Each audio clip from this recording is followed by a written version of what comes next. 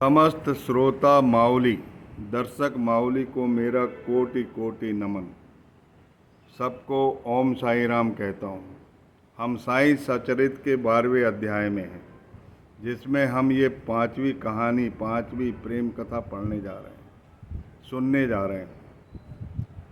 पहली कथा में संत का आचरण, दूसरी कथा में काका महाजनी से प्रेम, तीसरी कथा में भाऊ साहब धुमाल वकील नासिक के उनकी कथा, और चौथी कथा में न्यायाधीश की कथा है, जो हमने आपको बताए थे, नाना साहब निमोड़कर और श्रीमती निमोड़कर की कथा। अब एक डॉक्टर साहब की कथा है।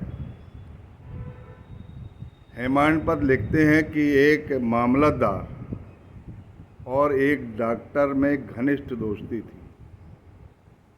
मामलतदार साईनाथ महाराज के चरणों पर विश्वास करता था, क्योंकि वो उनके सद्गुरु थे, उनके इष्ट थे।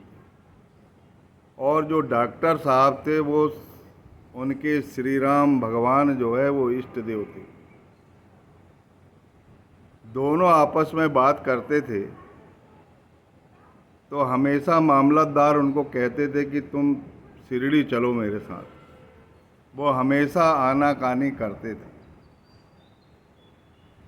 और शिरडी आने को तैयार नहीं होते थे। उसका मुख्य कारण ये है कि वो शिरडी के साईनाथ महाराज को एक यवन संत समझते थे, लेकिन उनकी विचारधारा कैसी बदली जाए और उनको कैसा लाया जाए, मामलतदार हमेशा प्रयत्न करते थे कि साईनाथ महाराज के दर्शन कर लो, लेकिन वो उनकी बात नहीं सुनते थे।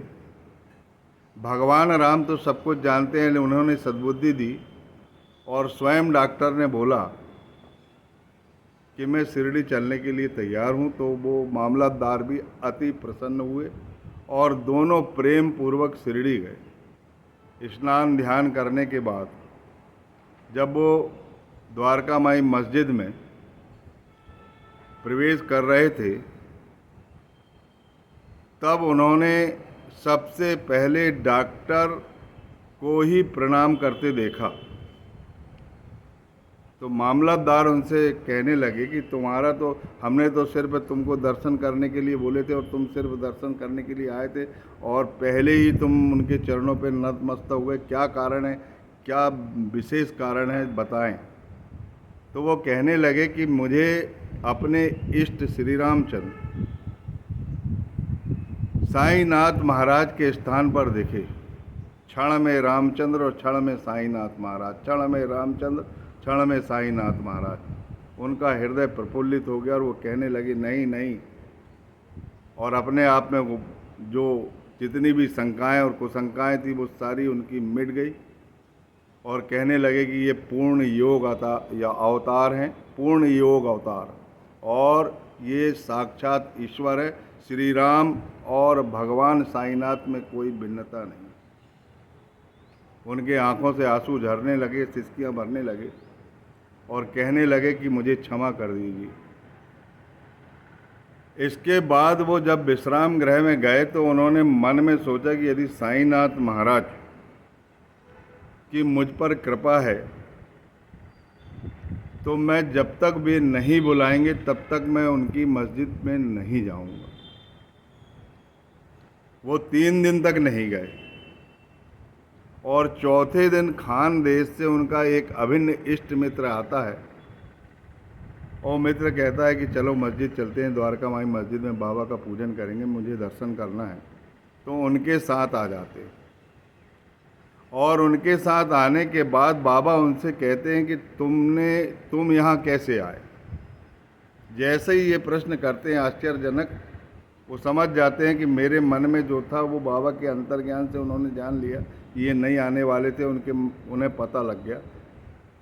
तो उनकी आंखों से पुनः अश्रुधारा बहने लगी और कहने लगे कि गलती हो गई, क्षमा कर दो।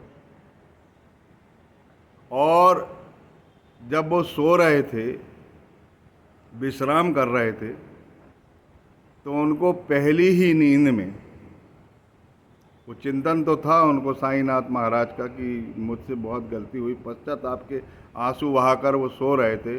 तभी उनको रात में पुनः श्री राम के दर्शन होते हैं, साईनाथ महाराज के दर्शन होते हैं, और अब देख लो, विश्वास कर लो, और परमानंद का अनुभव होता है।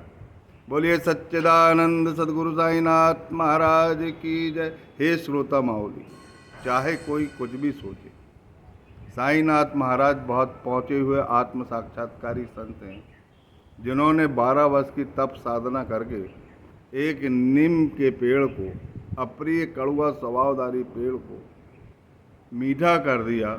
और मीठा भी सिर्फ उन्हीं को लगता है जिन पर साईनाथ महाराज का भरोसा है, जो साईनाथ महाराज पर पूर्ण विश्वास करते हैं, और जो इस कथा को जानते हैं, इस महत्व को जानते हैं, इस साधना को जानते हैं, इस तप को जानते हैं, और जो बाबा की करुणा से परिचित है, वो लोग जानते हैं।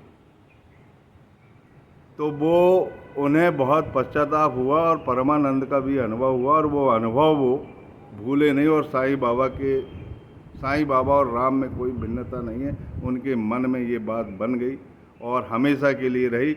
और कोई भी इस बात में विवाद करता था तो वो कहते थे कि तुम अज्ञानी हो, मूर्ख हो, साईनाथ महाराज और श्री राम भगवान में कोई भिन्नता नहीं है।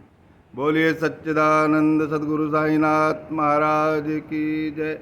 अगली कथा में हम नासिक के मूले शास्त्री, जो ज्योतिष विद्या और सामुद्रिक शास्त्र में पारंगत थे, उनकी विशेष कथा बताएंगे, और इन कथाओं को आप आत्मसात करिए। बहुत कृपा होगी साईनाथ महाराज की। सबको ओम साई राम।